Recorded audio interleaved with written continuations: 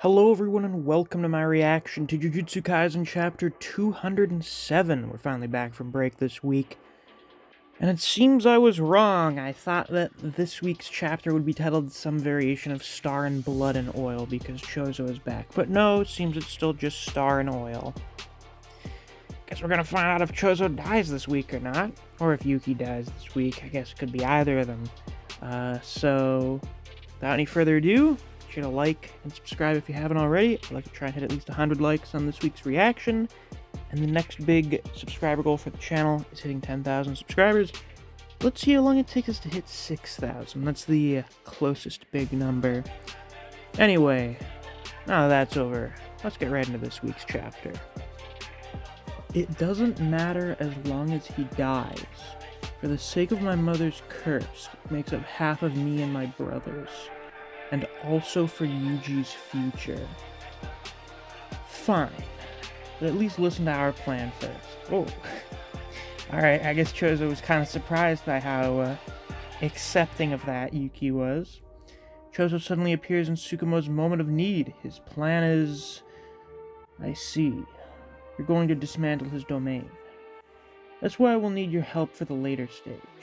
But wait. It's still better for me to go out alone first. Domains are strong, but expanding one will burn out the user's curse technique. The trade-off is it's hard to use curse techniques for a bit. I imagine you and Tengen want to target that gap. But if he's expecting an ambush from me, won't Kamo Noritoshi just not expand his domain? Oh. We need Kamo Noritoshi to defeat me once. So he'll fully believe that it's a one-on-one fight between me and Tsukumo now. So here we have him coming through. He looks like he's about to do a supernova or a piercing blood. Ooh. It looks like he was gonna try and do something, but Garuda activates Wrath of the Star, and he starts getting pushed down into the ground from how heavy Garuda is. Now they're both on the same level. Chozo's hands are right up in front of Kenjaku's face. Are you watching, my little brothers? It's parent killing time. That's a bit of a silly thing to say. He fires piercing blood. It shoots the top off of Kenjaku's head. And now we can see the brain there.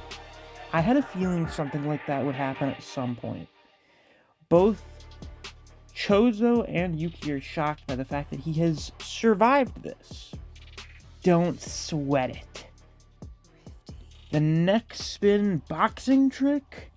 That made his skull cap spin and mitigate piercing blood. Things are getting interesting, fallen warrior.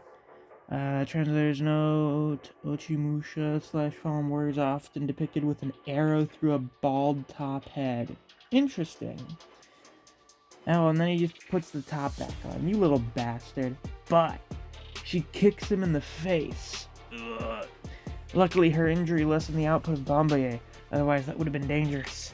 But if he resorted to that kind of trick, doesn't that mean we've got him cornered? You guys don't have time to waste. His curse technique's gonna be back soon. They're just trying to beat on him now, but he's still managing to hold his own. Yuki does an elbow, he blocks, but then Chozo does a palm thrust to his face. Gotta recover Bombaye's output. Tsukumo! Heal up! And then she does. So, you know. There you go. That's confirmed, even though it was pretty obvious. You've been a big help, Oni-chan. She grabs Garuda. Or no, he grabs Garuda, and then Garuda's like thrown off of him? Or he slips out of him? He got out in the brief moment Bombaye was weakened because I was operating reverse curse technique. Garuda! She grabs him by the head. Did she use him as a whip? The ground explodes. The force of this seems to have destroyed most of the Tomb of the Star. Like, the entire temple's collapsing now. Chozo's rushing forward through the rubble. Yuki's going for another attack. And Kenjaku's gonna have his technique back now. Gravity time. Yeah, there you go. Shit. Shit. His curse technique recovered already. Garda still tries to attack him and then just gets pushed back. 6 seconds. The technique's effective range has a radius of 2 to 3 meters around the sorcerer for 6 seconds.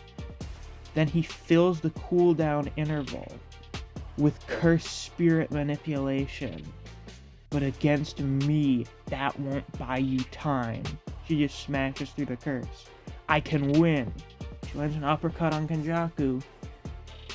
Reverse curse technique and his domain chipped away his cursed energy. And with Oni-chan, we weakened his body.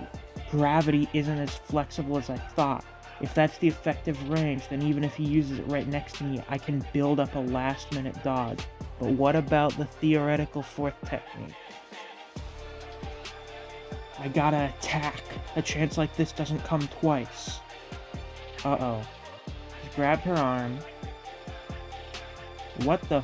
Oh, short-range Uzumaki. Interesting. She blocks it, though. A mini Uzumaki?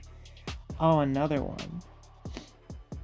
The fact that your weight doesn't seem to change when you use Bombaye means that even if the density increases, your durability doesn't. Oh, and he fires one through her stomach. Tsukumo! Direct hit. Ooh! Wait, that's really bad, because that's where the center of her cursed energy's from. Well, that's concerning. Though, still not very confident they'd killed Yuki off after her, first fight. I think it has to be a little more earned, but who knows? Anyway, that was a pretty interesting chapter. Thank God we're not on break next week, because, it's gonna be interesting to see how this unfolds. I imagine this whole Kenjaku thing's probably gonna end next week, or we're gonna start wrapping it up next week. But anyway, with that, that's all for this week's reaction. If you enjoyed, please be sure to like, comment, subscribe, and click that notification bell so you don't miss any of my uploads. I do Jujutsu Kaisen chapter reactions and reviews every week that we get a new chapter. If you enjoy discussing Jujutsu Kaisen with other people, or you just enjoy the content I produce on this channel, I highly suggest you check out my Discord server. I have a link to that down in the description. Thanks for watching. I'll see you guys around. Take care.